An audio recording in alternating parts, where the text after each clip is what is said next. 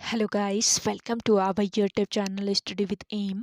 आज मैं आप सभी के लिए काफ़ी इंपॉर्टेंट क्लास लेके आई हूँ। तो देखिए, आपके आगामी उत्तराखंड के सभी एग्जाम्स के रिगार्डिंग आज मैं आप सभी के लिए जीके जीएस एंड उत्तराखंड के मोस्ट इंपॉर्टेंट क्वेश्चंस की सीरीज़ लेके आई हूँ। ये सीरीज़ आपके आगामी आरओ एग्ज़ाम, बंदी रक्षक एग्ज़ाम, आगामी पुलिस भर्ती, कनिष्ठ सहायक व्यवसाय जैसे एग्जाम्स के लिए काफ़ी इंपॉर्टेंट रहने वाली है।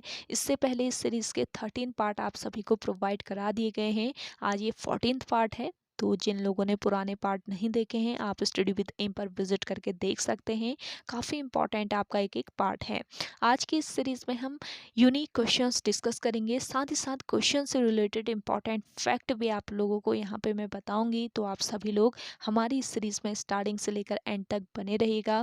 चलिए सीरीज़ को स्टार्ट कर लेते हैं। स्टार्ट करने से पहले जिन लोगों ने अभी तक हमारे YouTube channel study with M को सब्सक्राइब नहीं किया है, वो सब्सक्राइब कर लें। साथ ही साथ बगल में जो बेल आइकन दिख रहा है, इसे भी प्रेस कर लें, ताकि हम कोई भी वीडियो अपलोड करते हैं अपने चैनल पर तो उसका नोटिफिकेशन आपके पास तुरंत पहुंच जाए। आप सभी लोग हमारे टेलीग्राम ग्रुप को भी ज्वाइन कर सकते हैं। ये भी स्टडी विद एम के नाम से ही बना हुआ है। टेलीग्राम ग्रुप पर रात को 8 बजे क्विज का भी आयोजन किया जाता है। इसके अलावा आप सभी को इस सीरीज़ की पीडीएफ अगर चाहिए तो वो भी आपको टेलीग्राम ग्रुप पर ही प्रोवाइड करा दी जाएगी। चलिए आज की सीरीज़ को स्टार्ट कर लेते हैं। देखिए, इससे पहले आप लोगों के साथ मैं 260 क्वेश्चन डिस्कस कर चुकी हूँ पुरानी सीरीज़ में, जो कि काफ़ी महत्वपूर्ण सीरीज़ है। अगर आप लोगों ने नहीं देखी है तो जल्दी से आप लोग देख लीजिए। आज हम 261 से कंटिन्यू करेंगे। तो आपका इस सीरीज में 261 नंबर का क्वेश्चन है, उत्तराखंड के कितने जनपद अंतर्राष्ट्रीय सीमा से जुड़े हैं। तो देखिए, उत्तराखंड के 5 जनपद अंतर्राष्ट्रीय सीमा से जुड़े हैं। ऑप्शन थर्ड बिल्कुल राइट आंसर आपका यहाँ पे हो जाएगा। कौन कौन से ये 5 जनपद हैं? एक तो है आपका उत्तरकाशी, दूसरा है चमोली, तीसरा है आपका पिथौरागढ़, चौथा है चंपावत और पांचवा है आपका उधम सिंह नगर। तो उत्तरकाशी, चमोली, पिथौरागढ़, चंपावत, उधम सिंह नगर, 5 ऐसे जनपद हैं जो चीन और नेपाल चीन और नेपाल से अंतर्राष्ट्रीय बॉर्डर साझा करते हैं।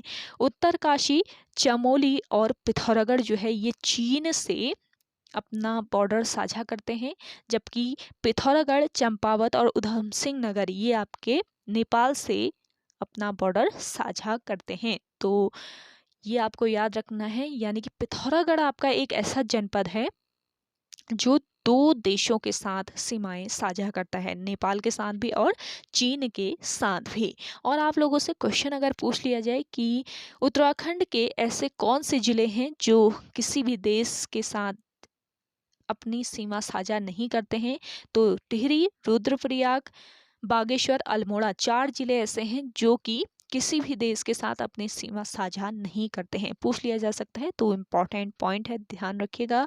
अगला क्वेश्चन देखेंगे, आर्थिक रूप से पिछड़े वर्ग के आरक्षण से संबंधित संविधान का कौन सा संशोधन है। तो देखिए, आर्थिक रूप से पिछड़े वर्ग के आरक्षण से संबंधित संविधान का संशोधन है 103वां संविधान संशोधन। ऑप्शन फर्स्ट बिल्कुल राइट आंसर है। 103वां संविधान संशोधन जो है ये आर्थिक रूप से पिछड़े वर्ग के लिए 10% आरक्षण का प्रावधान देता है। आर्थिक रूप से पिछड़े वर्ग के लिए 10% आरक्षण का प्रावधान है। संविधान के अनुच्छेद 15 में संविधान संशोधन हुआ है, ये आपको याद रखना है। अगला क्वेश्चन देखेंगे, नाबार्ड की स्थापना किस समिति की सिफारिश पर की गई। नाबार्ड की जो स्थापना है ये शिवरमन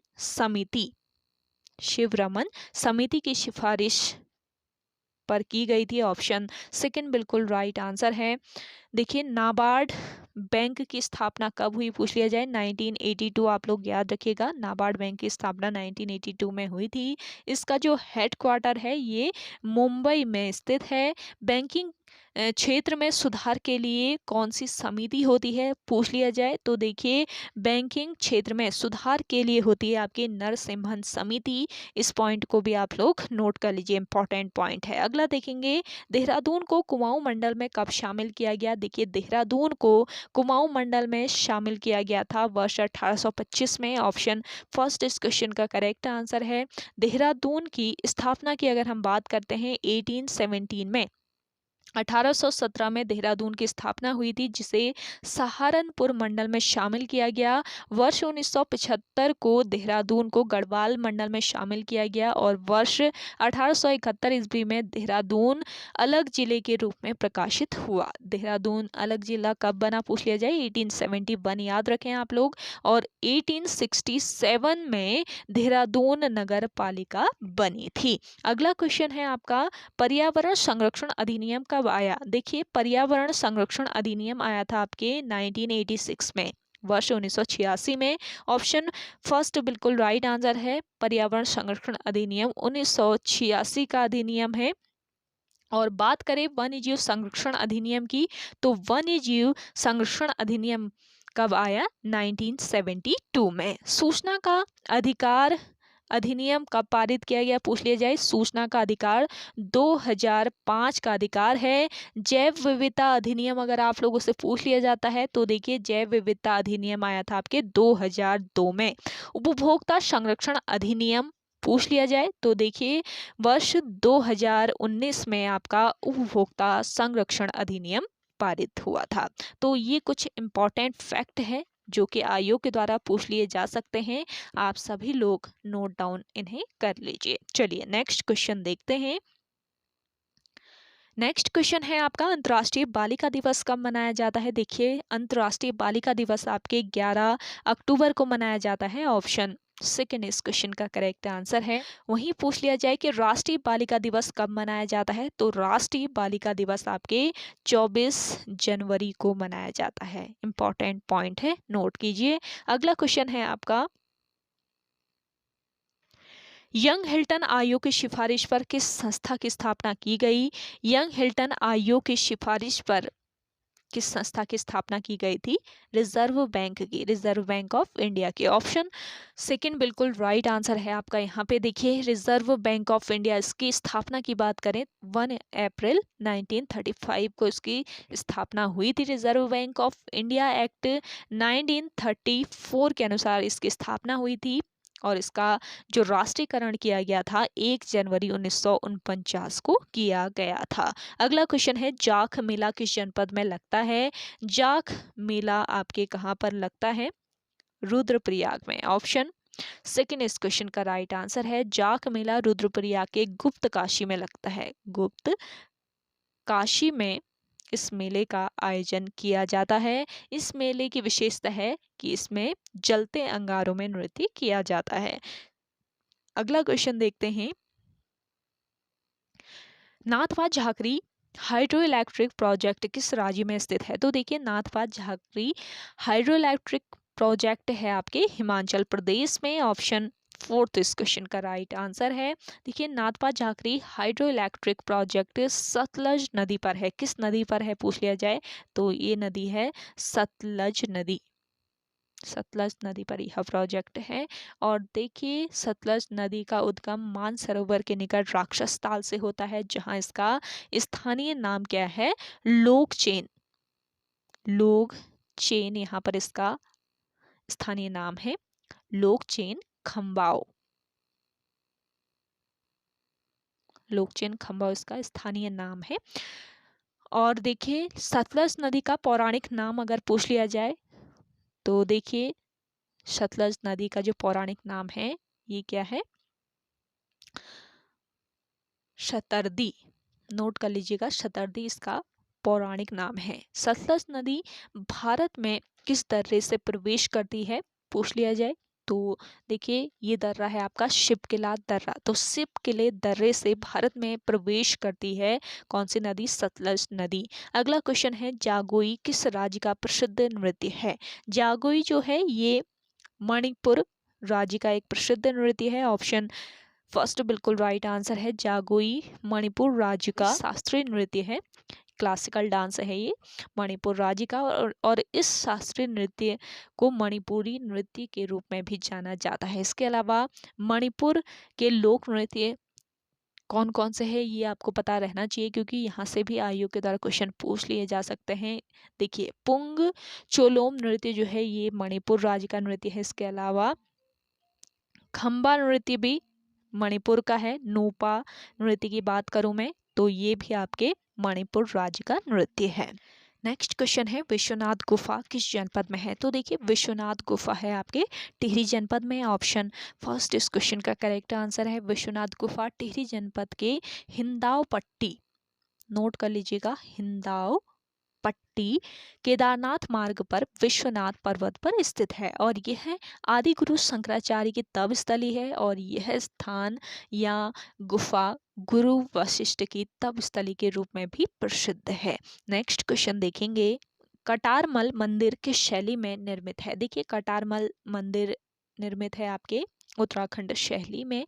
ऑप्शन फोर तो बिल्कुल राइट आंसर है। कटारमल सूर्य मंदिर कहाँ पर स्थित है, अल्मोड़ा में, अल्मोड़ा जनपद में यह मंदिर स्थित है। अल्मोड़ा नगर से लगभग 15 किलोमीटर की दूरी पर पश्चिम की ओर स्थित है, और यह मंदिर उत्तराखंड शैली का बना मंदिर है, जिसका निर्माण 9वीं 10वीं शती में राजा कटारमल ने कराया था, और इस मंदिर में मुख्य प्रतिमा बड़ादित्य सूर्य की है। तो ये ध्यान रखेंगे, इंपॉर्टेंट पॉइंट जो बताए जा रहे हैं इन्हें नोट डाउन कर सकते हैं आप सभी लोग। इसके अलावा देखिए शिव पार्वती, लक्ष्मी नारायण, नरसिंह कुबेर, महिषासुरमर्दिनी आदि की भी यहाँ पर मूर्तियां हैं। इस मंदिर के कपाट वर्तमान में राष्ट्रीय संग्रहालय नई दिल्ली में रखा हुआ है, जो अपनी विशिष्ट काष्ठ कला के लिए काफी फेमस है। अगला क्वेश्चन देखेंगे, जौनसार क्षेत्र के आधुनिक कवि निम्न में से कौन है। जौनसार क्षेत्र के आधुनिक कवि हैं इनमें से रतन सिंह जौनसारी। ऑप्शन फोर्थ इस क्वेश्चन का करेक्ट आंसर है। कविता के माध्यम से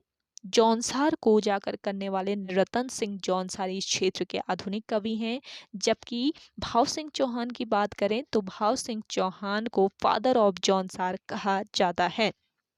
केदार सिंह जो हैं ये जौनसार के प्रथम समाज सेवी हैं। गुलाब सिंह को जौनसार में जन जागरूकता का जनक कहा जाता है। अगला क्वेश्चन है आपका, हरिद्वार में चंडी देवी का मंदिर का निर्माण किसने कराया था। हरिद्वार में चंडी देवी के मंदिर का निर्माण किसने कराया था पूछ लिया जाए तो देखिए करेक्ट आंसर हो जाएगा आपका यहाँ पे सुचेत सिंह। ऑप्शन फर्स्ट बिल्कुल राइट आंसर है। सुचेत सिंह जो है इन्होंने हरिद्वार में स्थित चंडी देवी मंदिर का निर्माण कराया था। इस मंदिर को वर्ष 1929 ईस्वी में सुचेत सिंह द्वारा बनाया गया था, और चंडी देवी मंदिर शिवालिक श्रेणी के नीले शिखर पर स्थित है, और इस मंदिर में वर्ष 1997 में रोप वे का निर्माण किया गया।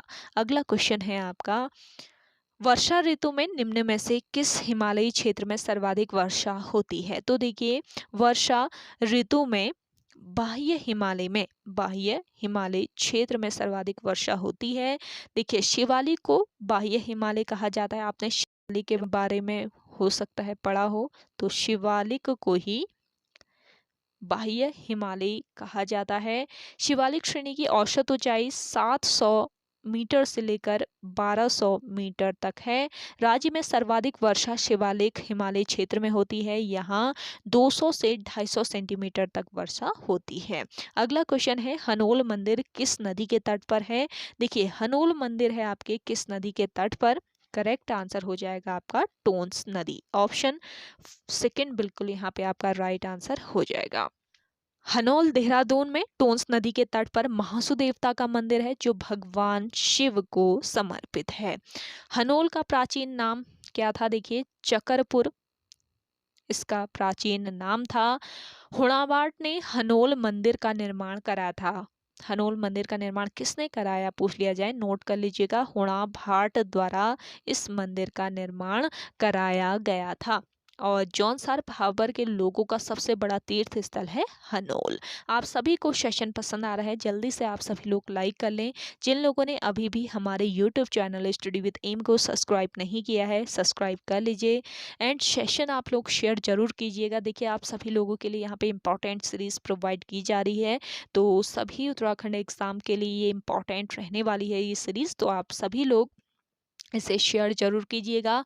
आने वाले 15 अक्टूबर को आपका जो बंदी रक्षक का एग्जाम होने वाला है उसके लिए भी काफ़ी महत्वपूर्ण है, तो देख लीजिए।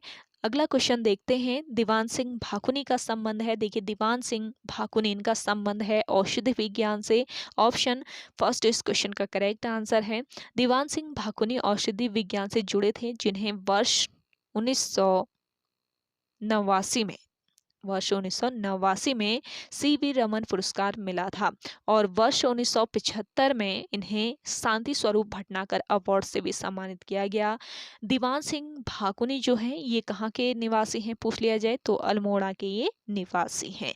नेक्स्ट क्वेश्चन है आपका, भारतीय पुरातत्व सर्वेक्षण की स्थापना किस वर्ष की गई? देखिए भारतीय पुरातत्व सर्वेक्षण की जो स्थापना है ये की गई थी आपके 1861 में। ऑप्शन थर्ड बिल्कुल राइट आंसर है। अगला क्वेश्चन देखिएगा, विश्व साक्षरता दिवस कब मनाया जाता है?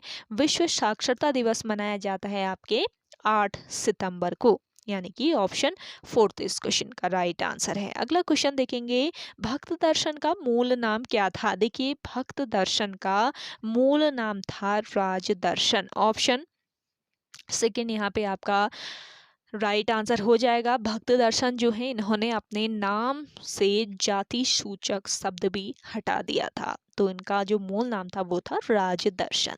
तो ओके गाइस, आज के सेशन में इतना ही। आई होप आप सभी को आज का ये सेशन काफ़ी पसंद आया होगा। अगर आप सभी को आज का ये सेशन पसंद आता है तो इस सेशन को लाइक कीजिए, शेयर कीजिए। जिन लोगों ने अभी भी हमारे YouTube channel study with M को सब्सक्राइब नहीं किया है वो सब्सक्राइब कर लें। चलिए मिलते हैं एक नेक्स्ट इंटरेस्टिंग वीडियोज़ के साथ, तब तक के लिए धन्यवाद।